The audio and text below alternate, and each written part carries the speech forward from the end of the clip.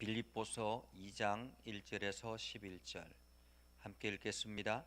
그러므로 그리스도 안에 무슨 권면이나 사랑의 무슨 위로나 성령의 무슨 교제나 긍휼이나 자비가 있거든 마음을 같이하여 같은 사랑을 가지고 뜻을 합하며 한 마음을 품어 아무 일에든지 다툼이나 허용으로 하지 말고 오직 겸손한 마음으로 각각 자기보다 남을 낮게 여기고 각각 자기 일을 돌아볼 뿐더러 또한 각각 다른 사람들의 일을 돌보아 나의 기쁨을 충만하게 하라. 너희 안에 이 마음을 품으라. 곧 그리스도 예수의 마음이니 그는 근본 하나님의 본체시나 하나님과 동등됨을 취할 것으로 여기지 아니하시고 오히려 자기를 비워 종의 형체를 가지사 사람들과 같이 되셨고 사람의 모양으로 나타나사 자기를 낮추시고 죽기까지 복종하셨으니 곧 십자가에 죽으심이라. 이러므로 하나님이 그를 지극히 높여 모든 이름 위에 뛰어난 이름을 주사 하늘에 있는 자들과 땅에 있는 자들과 땅 아래에 있는 자들로 모든 무릎을 예수의 이름에 꿇게 하시고 모든 입으로 예수 그리스도를 주라 시인하여 하나님 아버지께 영광을 돌리게 하셨느니라. 아멘. 우리가 매주마다 성경의 한 권씩을 살펴보고 있는데 오늘은 빌립보서를 살펴보려고 합니다. 이 빌립보서의 제목은 필리페시우스라고 그렇게 기록되어 있는데 다른 표현으로 번역하면 빌립보인들에게 란 뜻입니다. 빌립보인들에게. 한마디로 이 빌립보인들에게 지금 보내는 사도 바울의 편지라고 말할 수 있습니다. 이 사도 바울이 빌립보서를 기록했을 때가 대략적으로 사도 바울이 로마 감옥에 갇혔을 때 그렇게 볼 수 있습니다. 로마 감옥에서 감옥 속에서 쓴 편지 옥중 서신이 있는데 에베소서, 빌립보서, 골로새서, 빌레몬서, 그래서 에필골몬이라 그렇게 합니다. 이 네 권이 감옥 속에서 기록한 편지라고 말할 수가 있죠. 감옥 속에서 기록한 편지라면 그만큼 사도 바울이 그 교회를 사랑하고 있다라는 뜻이기도 하죠. 사도 바울이 감옥에 간 이유는 한 가지였습니다. 오로지 예수 그리스도를 증거하는 그것 때문에 사도 바울이 감옥에 간 것이죠. 사도 바울이 원래 감옥에 갈 수 있는 그러한 위치가 아니었죠. 왜냐하면 사도 바울은 당시에 로마의 시민권을 가지고 있었기 때문에 그때 당시에 로마 시민권은 최고의 권력의 증표라 그렇게 말할 수가 있습니다. 그럼에도 불구하고 사도 바울이 감옥에 갇혔던 것은 오로지 예수 그리스도의 복음 때문에 그렇다라는 것입니다. 그럼에도 불구하고 사도 바울이 이 빌립보서를 기록하면서 빌립보인들에게 보내는 편지, 그 속에는 기뻐하라 라는 이야기가 수차례 나옵니다. 기뻐하라. 그래서 이 빌립보서의 별명 자체가 기쁨의 책이다, 기쁨의 편지다, 이런 별명이 있습니다. 기쁨의 편지다. 사도 바울이 옥중에서 기뻐할 일이 뭐가 있겠습니까? 그럼에도 불구하고 그가 황제의 재판을 받아야 하는 그러한 상황 속에서도 오히려 빌립보 교인들에게 기뻐하라라고 이야기하는 것이 마치 참 아이러니하다라고 볼 수 있습니다. 이 빌립보 교회는 사도 바울이 2차 전도 여행 때 선교 여행을 하면서 세운 교회이기도 합니다. 이 빌립보는 유럽을 들어가는 관문에 있죠. 그래서 바울이 2차 전도 여행 때 드로아에서 환상을 보게 되잖아요. 마게도냐로 건너가서 계속이어서 마게도냐에서 와라 들어와라 이렇게 하는 환상을 보게 되고 그렇게 해서 마게도냐를 건너서 빌립보 지역에 들어가게 되지요.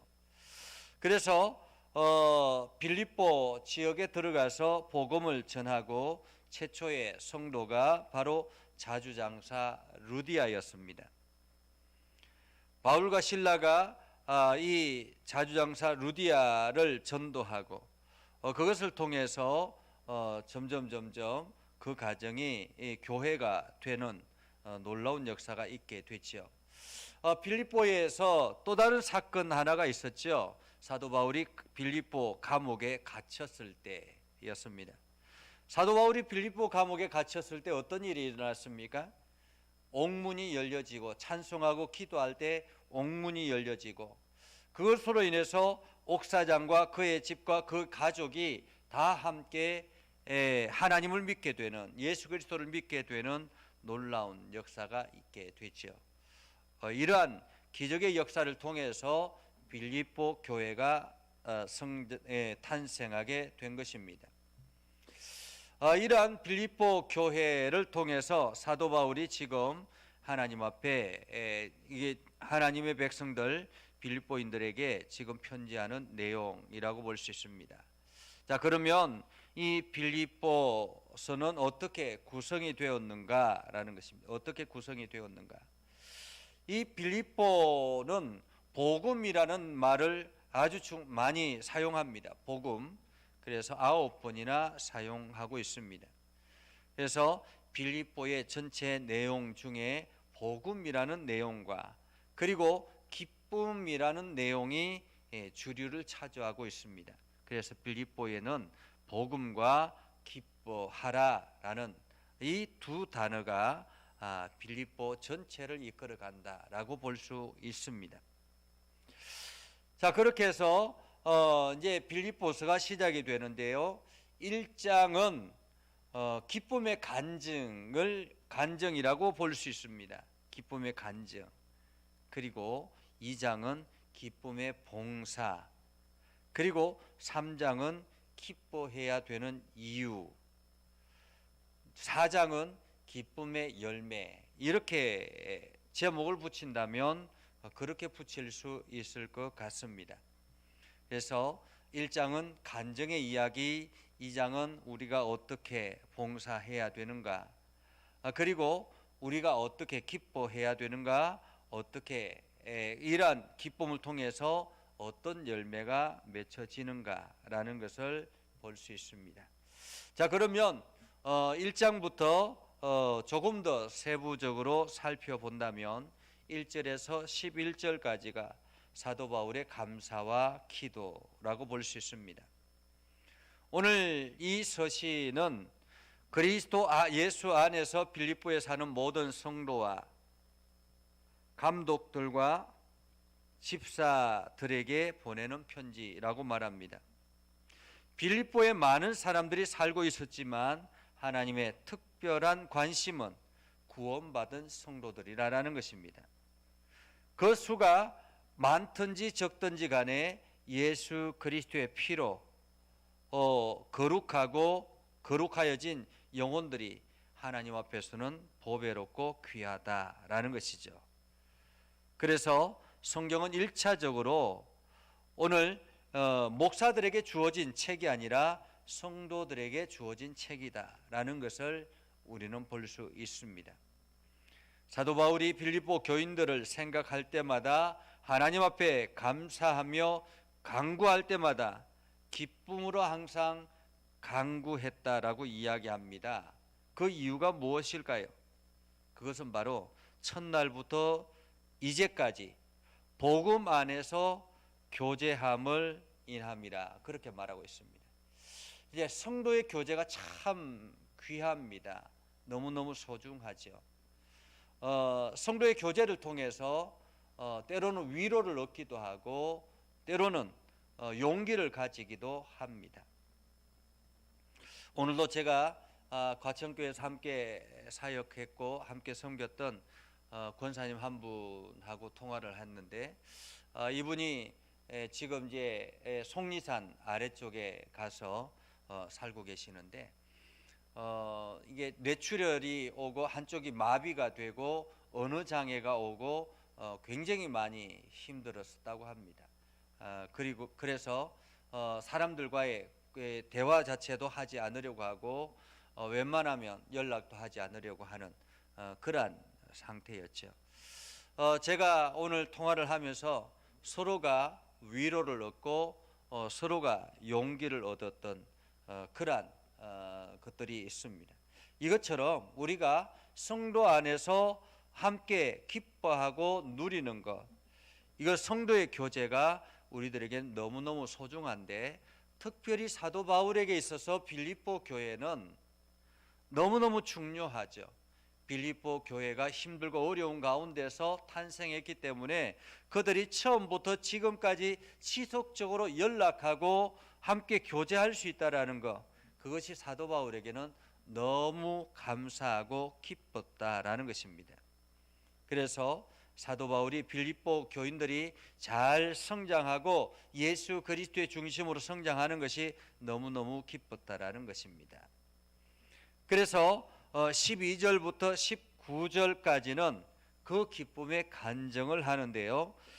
고난은 보통 우리들의 인격을 깨끗하게 하고 하나님을 더 의지하도록 만들지 않습니까? 그래서 우리가 더 겸손하게 하죠. 더더구나 전도하다가 당하는 고난도 우리가 하나님 앞에서 끝까지 충성한다면 하나님께서는 이 복음의 일을 중단시키지 못하도록 오히려 전진과 확장을 가져올게 하는 매개체가 된다라는 것입니다. 사도 바울이 지금 감옥에 갇혔지만은 많은 사람들이 오히려 더 담대함을 가지고 복음을 전하는 기적을 경험하고 있는 것입니다. 그래서 사도 바울이 너무너무 기쁘다라는 거죠. 자기는 지금 감옥 속에서 복음을 전하지 못하지만은 오히려 사도 바울을 통해서 복음을 들었던 사람들이 용기를 가지고 오히려 세상을 향하여 더 담대하게 나아가는 것, 이것이 너무너무 기쁘다라는 것입니다.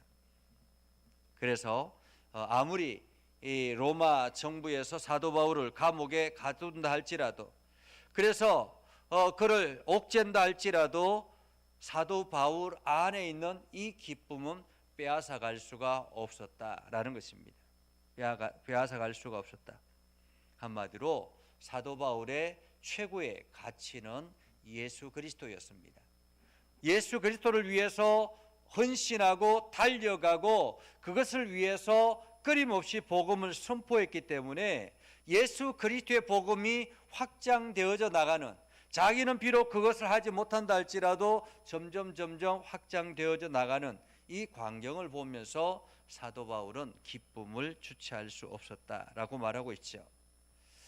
그러면서 사도 바울은 22절에서 30절에 복음에 합당한 생활을 하라라고 빌립보 교인들에게 말하고 있습니다. 사도 바울이 비록 빌립보 교인들이 비록 예수 그리스도를 믿고 교회를 단단하게 세워나간다 할지라도 그 안에 끊임없이 많은 여러 가지 이 빌립보 교인들을 혼란스럽게 하는 일들이 있는데, 그러한 빌립보 교인들에게 복음에 합당한 생활을 하라라고 말하고 있습니다. 복음에 합당한 생활을 하라. 복음에 합당한 생활을 하라라는 말은 이게 복음의 말씀에 순종하여 살아라라는 말이기도 합니다.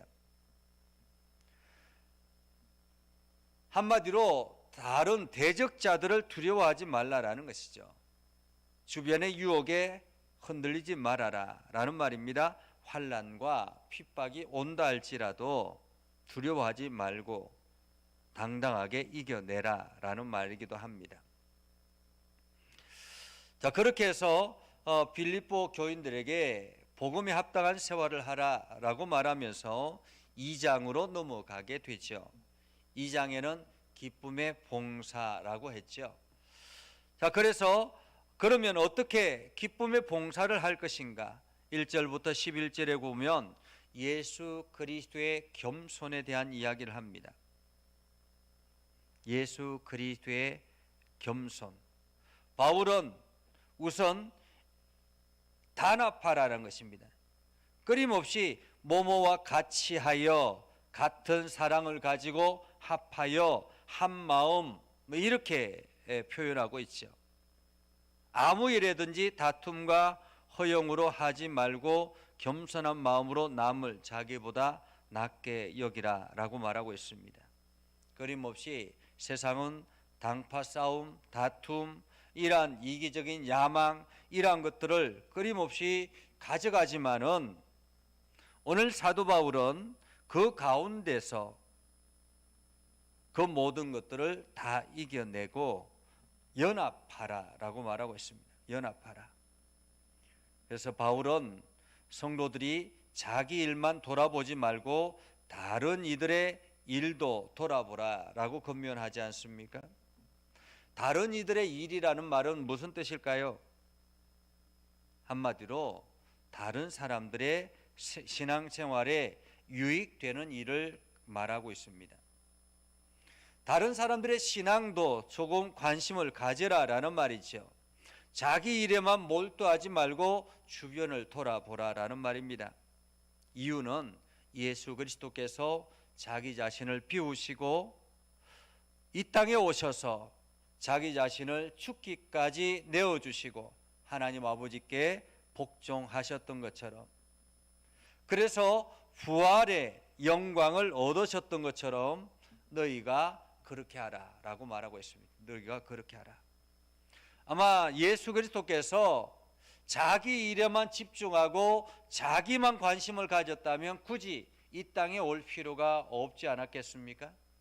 그런데도 불구하고 예수 그리스도께서 자기를 비우고 이 땅에 오셨다라는 것은 신성을 포기하셨다라는 뜻이 아니라 신적 속성의 사용을 일시적으로 보류하셨다라는 뜻이기도 합니다.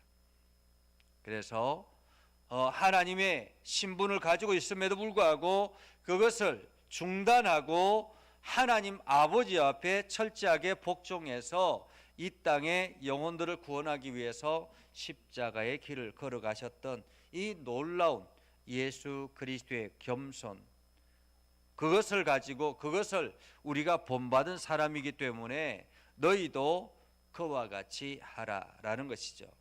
그래서 12절에서 18절까지 너희 구원을 이루라 라고 말합니다. 너희 구원을 이루라. 항상 복종하여 너희 구원을 이루라 라고 말하고 있는데, 항상 복종하여라는 말은 너희가 항상 복종했던 바와 같이 라는 뜻입니다. 빌립보 교인들은 예수 그리스도를 진실하게 믿었고 항상 복종했었다라는 것입니다.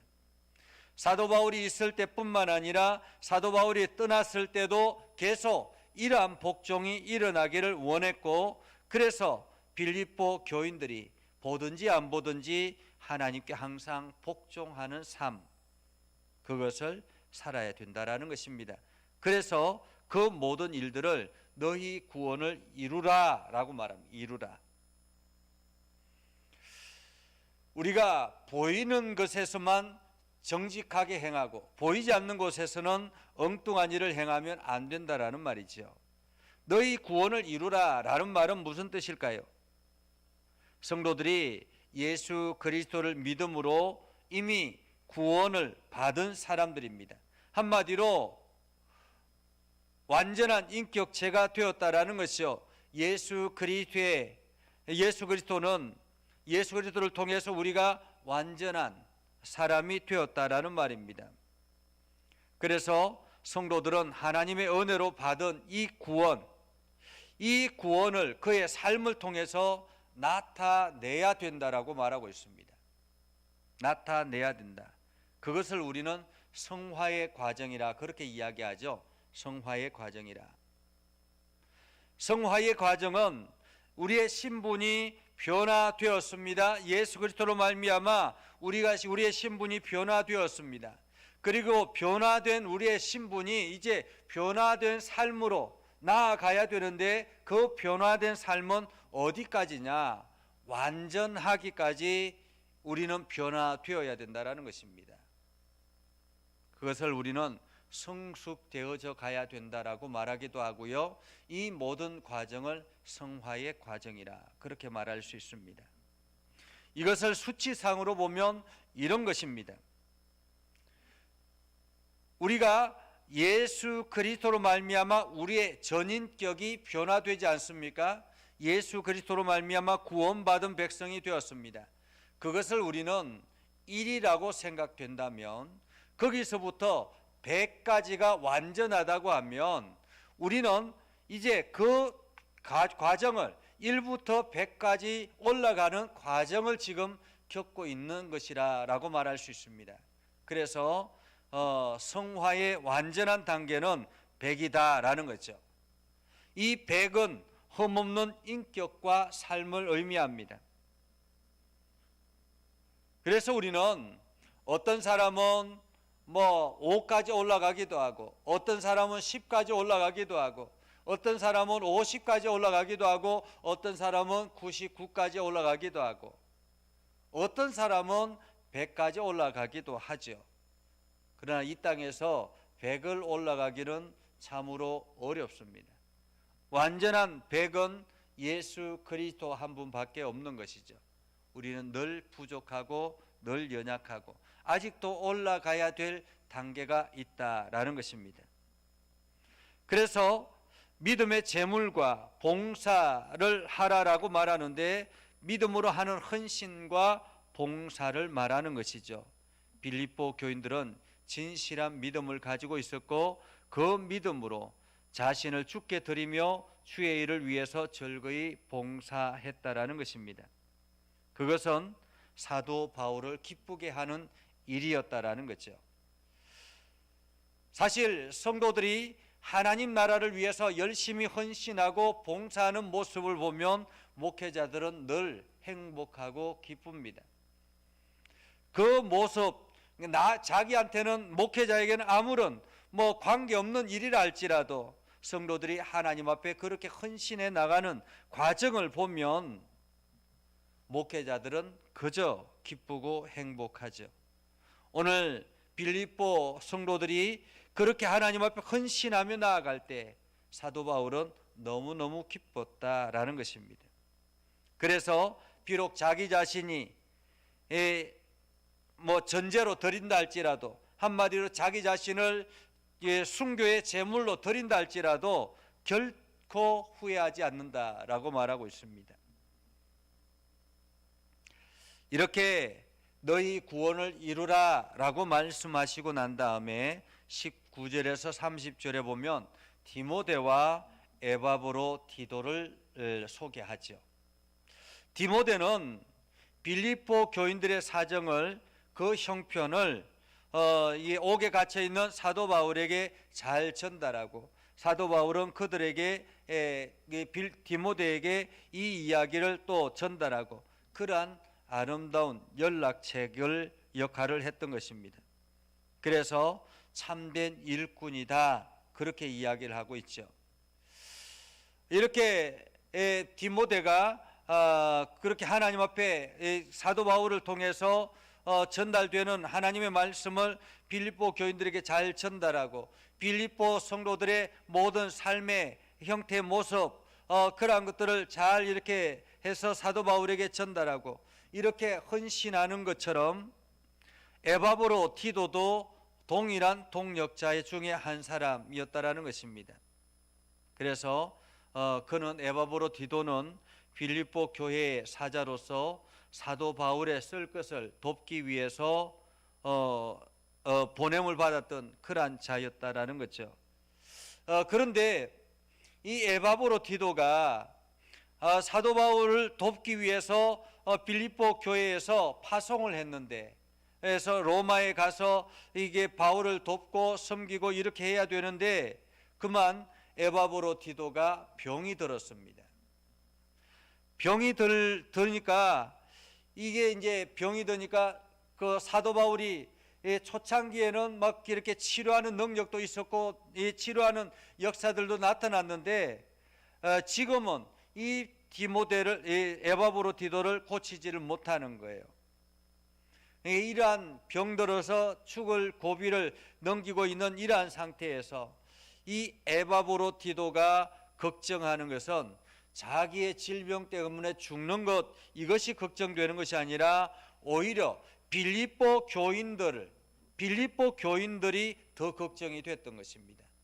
혹시나 빌립보 교인들이 자기가 이렇게 선교하러 나와가지고 이 사역을 잘 감당하지 못하고 지금 병들어서 죽게 되니까 빌립보 교인들이 얼마나 자기를 걱정하고 염려하고 이것 때문에 오히려 더 상처를 받고 힘들어하지 않을까, 이러한 염려가 있었던 것이죠.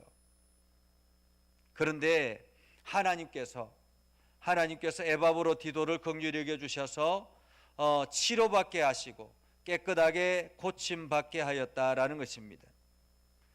그래서 오늘 사도 바울은 이 에바브로디도에게 너는 지금 이곳에 있지 말고 빨리 빌립보 교회에 가서 너의 상태를 알려주고 그들을 위로하고 하나님께서 이 모든 일을 행하셨다라는 것을 전달해라 라고 다시 빌립보 교회에 보냈던 것입니다. 그래서 사도 바울은 빌립보 교인들에게 주 안에서 모든 기쁨으로 에바브로디도를 영접하라, 이렇게 이야기를 하죠. 영접하라. 그래서 모든 기쁨으로 라고 이야기합니다. 모든 기쁨으로. 이것은 마지못해서 에바브로디도를 영접하는 것이 아니라 진심에서 나오는 풍성한 기쁨과 즐거움으로 에바브로디도를 영접하라, 이렇게 이야기를 합니다.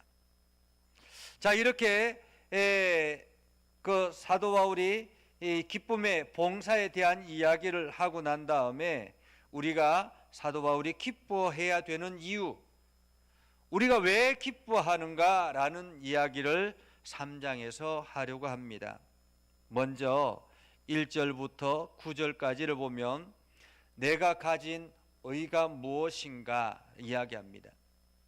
사도 바울이 옥에 갇혀 있는 상태에서 육신적으로는 고통스러웠지만은 기뻐하고 또 기뻐하는 이유는 무엇인가? 왜 내가 이 안에서 기뻐하는가라는 거죠. 그것은 바로 주 안에서라는 말이에요. 주 안에서. 이단자들은 사상적 변질뿐만 아니라 도덕적인 악행을 행하면서 어림없이 교리적 토론을 하자고 하면서 거짓으로 비방하고 폭력하고 점점 사람들을 분열시키고 절단시키고 단절시키는 이러한 이야기들을 합니다. 더더구나 거짓 할례자들을 이야기를 하죠. 그런데 할례는 무엇이냐? 참 할례는 무엇이냐? 그것은 바로 오로지 자기의 마음을 정결하게 해서 하나님 앞에 거룩한 자로 살고자 힘쓰는 사람이 오히려 참 할례당이 아니냐라고 이야기합니다. 단순히 표피만 벤다고 해서 할례를 행한 것이냐? 그렇지 않다라는 것입니다. 표피를 베지 않는다 할지라도 하나님 앞에 진심으로 나아가고 하나님 앞에 헌신하고 거룩하게 살고자 하면 그가 참 할례당이라, 이렇게 이야기를 하죠. 그러면서 사도 바울이 자기도 예전에는 예수 그리스도를 만나기 이전에는 신분적으로 혈통적으로 율법적으로 완전한 사람이었지만은 예수 그리스도를 만나고 난 다음에 참 복음을 얻고 난 뒤에는 이 모든 것들이 아무런 의미 없게 느껴졌다라는 것입니다. 세상의 가치가 하나님의 가치를 발견하고 나면 더 이상 세상의 가치가 가치스럽게 여겨지지 않았다라는 것입니다. 오히려 예수 그리스도의 의에 방해거리만 된다라는 사실을 깨닫고는 모든 것을 버렸다라고 이야기를 하죠. 사실 세상의 여러 가지 것들을 우리가 추구하고 살다 보면 하나님의 일들에 오히려 방해되는 일들이 참으로 많습니다. 오늘 사도 바울은 그러기 때문에 아예 방해거리가 되는 세상의 가치는 다 배설물과 같이 여겼다. 혈통도 율법도 신분도 모든 것들을 다 배설물과 같이 여겼다라고 말합니다. 오로지 예수 그리스도의 의가 최고의 가치임을 알았기 때문에 그렇다라는 거죠. 그래서 자기는 이것을 가장 소중한 보화를 얻었기 때문에 너무너무 기쁘다라는 것입니다. 그래서 사도 바울은 이야기하죠. 부름의 상을 위하여 달려가라. 10절에서 16절에 보면 부름의 상을 위하여 달려가라. 사도 바울은 복음을 위해서 예수 그리스도의 고난에 참여하였으나 그의 부활의 권능을 알기를 원한다라고 말하고 있습니다. 성도는 아직까지 육신의 연약성이 남아 있습니다. 성도의 기쁨과 평안도 세상에서 때때로 세상의 것들 때문에 흔들리기도 하고 위축되기도 하죠. 사도 바울은 아직도 부활을 얻었거나 완전한 성화에 이루어지지 못했기 때문에 자기도 달려가고 있는 중이다라고 이야기합니다. 다름박질하고 있는 중이다.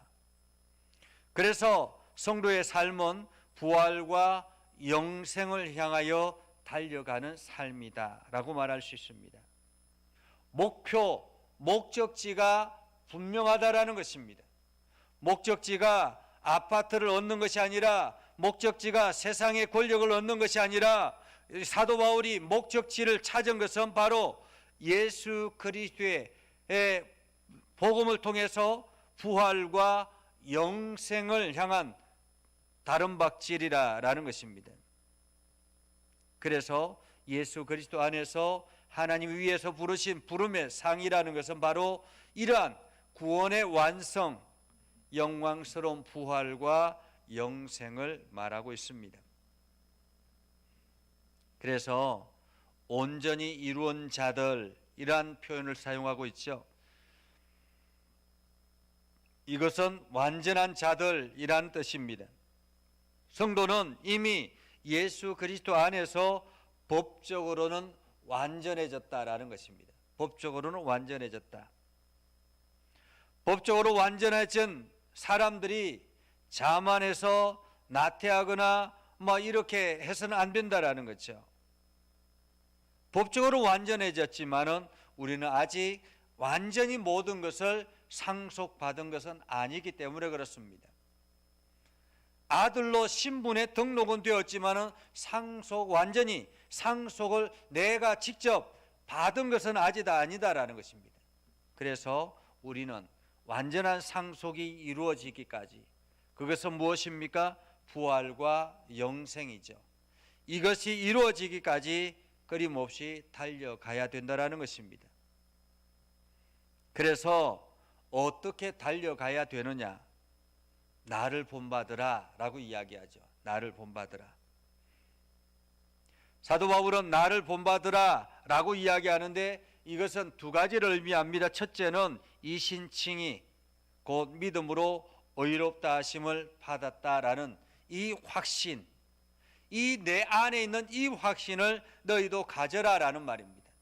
믿음으로 구원을 받는다라는 것.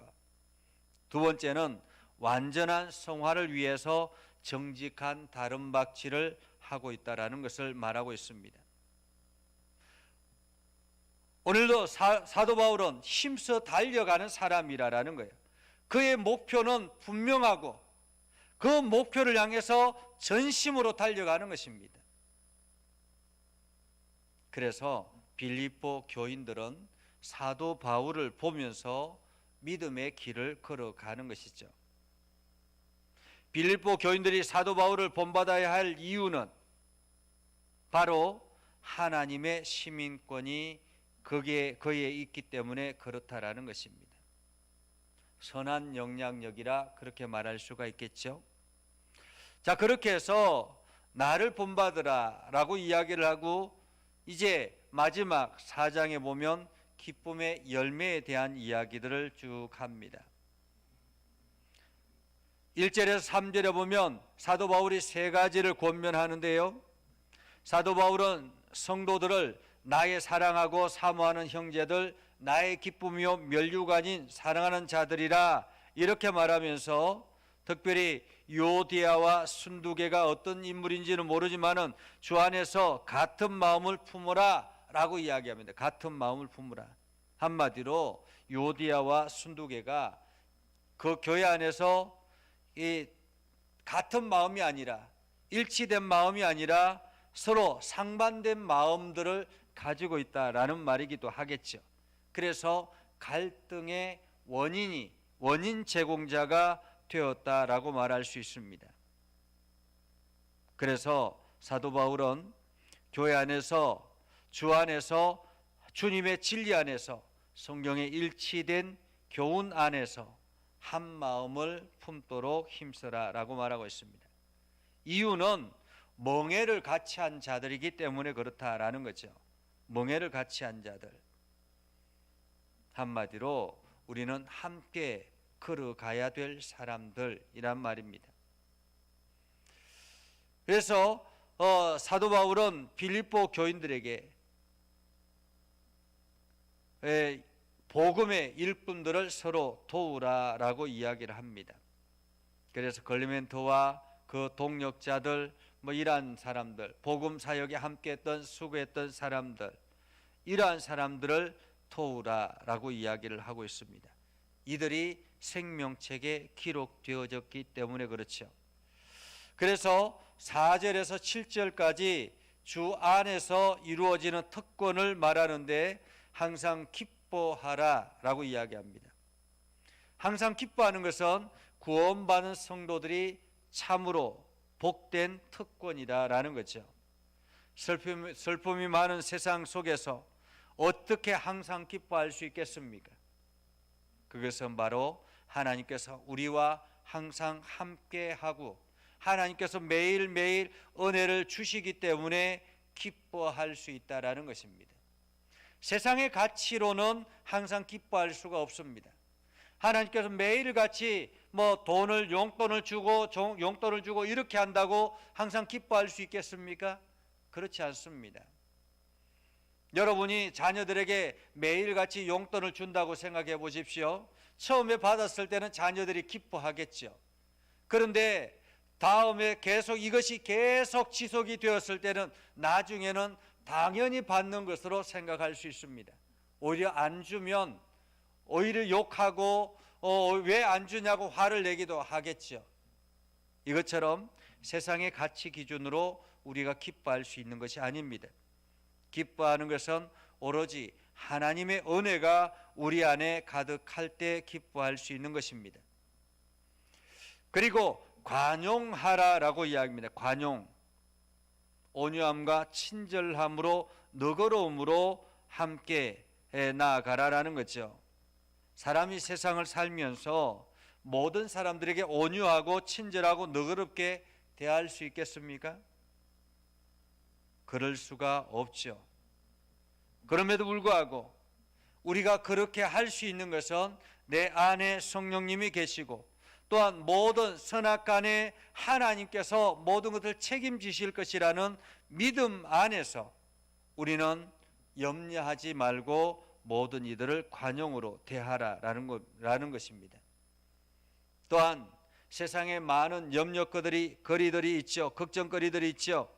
그러나 아무것도 염려하지 말라라고 말하고 있습니다.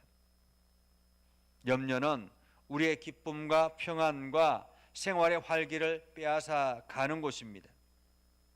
오히려 염려할 시간을 통해서 하나님의 명령을 생각하는 것이 더 낫다라는 거죠. 염려할 시간에 하나님의 명령을 생각하고 묵상하라라는 말입니다. 사도 바울은 우리가 무엇을 염려하지 말고 기도하라라고 가르치지 않습니까? 우리가 하나님 앞에 기도할 기도의 제목들, 우리가 특별히 이것은 하나님께 기도해야 되고 이것은 기도하지 말아야 되고 구분되는 것은 없습니다. 모든 것이 다 하나님 앞에 기도해야 될 제목들인 것입니다. 그래서 오늘도 우리는 하나님 앞에 기도하며 나아가는 것이죠. 낙심하지 말고 끝까지 확신하고 기도하는 것입니다. 그래서 8절 9절에 완전을 목표로 삼으라 라고 말합니다. 그리스도인들의 생활 목표는 도덕적으로 완전하라라는 것입니다. 어떤 덕이나 칭찬이 있다면 그것이 어떤 것이어야 할 것을 분명하다라는 것입니다. 우리가 생각하고 말하고 추구해야 할 바들이 무엇인지 분명하다라는 거죠. 왜냐하면 우리는 그리스도인이기 때문에 그렇습니다. 그래서 최선을 다해서 우리가 존경받을 만한 그러한 사람이 되어야 된다.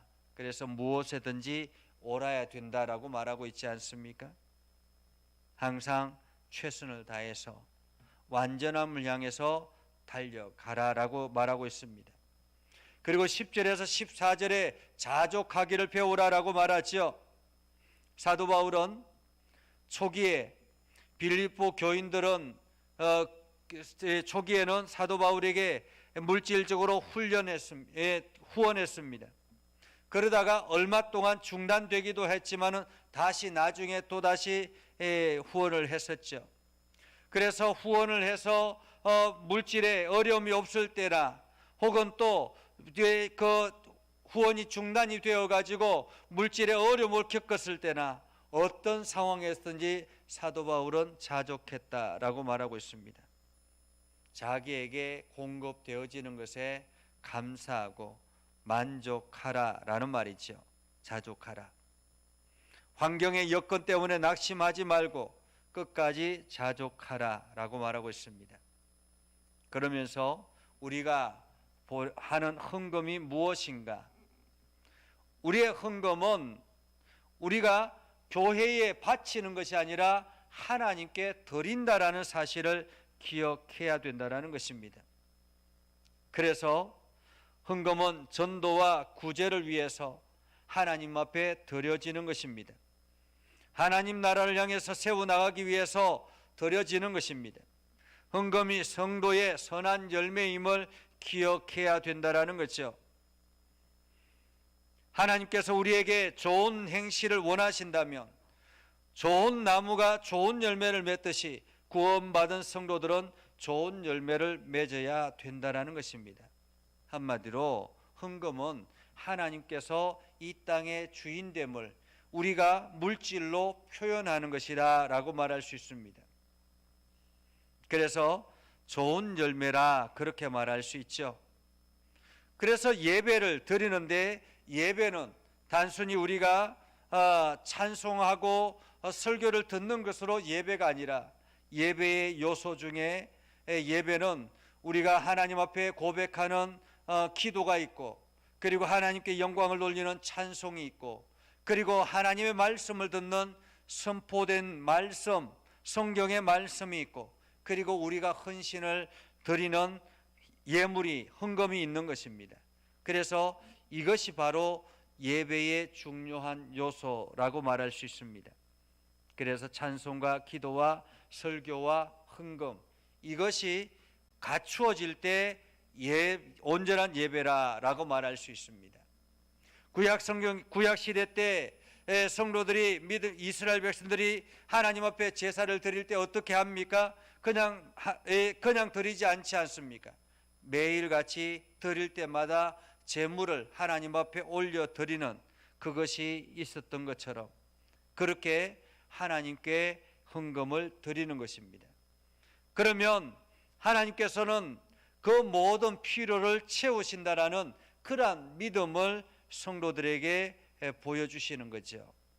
그래서 성도는 믿음으로 결단해서 예물을 드리고 하나님은 그들의 삶을 책임져 주는 것으로 하나님께서는 응답하신다라는 것입니다. 그래서 사도 바울은 이러한 가운데서 주변 사람들을 돌아보고 문안하라라고 그렇게 말씀하시며 오늘 빌립보서를 맺고 있습니다. 우리가 이 빌립보서를 통해서 알 수 있는 것은 사도 바울이 왜 기뻐했는가? 감옥 속에서 어떻게 기뻐할 수 있었는가? 삶은 힘들고 어려운데 어떻게 저 사람이 기뻐할 수 있었는가 하는 것을 이 빌립보서를 통해서 보게 되죠. 그것은 바로 이 사도 바울이 기뻐했던 것은 외적인 세상적인 가치가 점점 확장되어졌기 때문에 기쁜 것이 아니라 사도 바울 안에 예수 그리스도의 복음의 의가 가득했기 때문에 이것이 사도 바울을 기뻐할 수 있게 되었다라는 것이고, 그래서 사도 바울은 그것 때문에 복음의 전진을 이룰 수 있었고 성화를 향해서 달려갈 수 있었다라는 것입니다.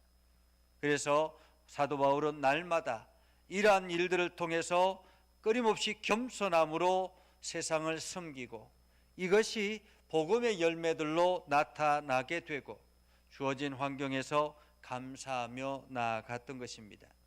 그래서 사도 바울은 마지막으로 빌립보 교인들에게 나를 본받으라 라고 말씀하시는 것은 내 안에 있는 의를 본받으라, 그리고 내가 표대를 향해서 달려가는 것을 너희도 본받으라 라는 그러한 이야기를 한 것입니다.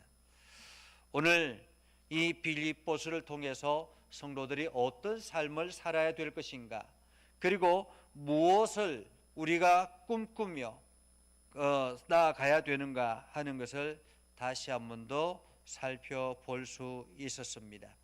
여러분 모두가 이 사도 바울이 빌립보 교인들에게 했던 것처럼 이 말씀을 통해서 여러분 안에도 복음의 의가 여러분의 삶을 기쁘게 나타낼 수 있는 귀한 은혜가 있기를 주님의 이름으로 축복합니다. 오늘도 이 온라인상에서 함께 예배하는 우리 김광식 장로님, 곽순호 권사님, 주님의 은혜가 가득한 날들이 되기를 소망합니다 하고 이렇게 채팅창에 남겨주셨습니다. 감사합니다. 함께 기도하겠습니다. 거룩하신 아버지 하나님, 은혜를 감사합니다. 사도 바울이 비록 육체적으로는 힘들고 어렵지만은 믿음의 사람들이 성장해 나가고 빌립보 교인들이 하나님의 말씀 앞에 성숙되어져 가는 것을 보면서 기뻐했던 것처럼 오늘도 우리가 우리 주변의 많은 사람들에게 믿음의 본이 되어서 선한 영향력을 끼치게 하시고 이것이 수많은 영혼들을 구원의 길로 이끄는 축복의 통로가 되게 하여 주옵소서. 하나님, 오늘도 저희들에게 새 힘을 허락하여 주시고 하나님의 영광을 드러내도록 우리를 사용하여 주옵소서. 예수님의 이름으로 기도드리옵나이다. 아멘. 이제는 우리 구주 예수 그리스도의 은혜와 하나님 아버지 극진하신 사랑과 성령님의 감화 감동 역사 위로 교통하시며 은혜가 오늘도 주의 말씀 안에 있는 믿음의 백성들 위해 하는 모든 일들 위해 영원토록 함께 하옵시기를 간절히 축원하옵나이다. 아멘.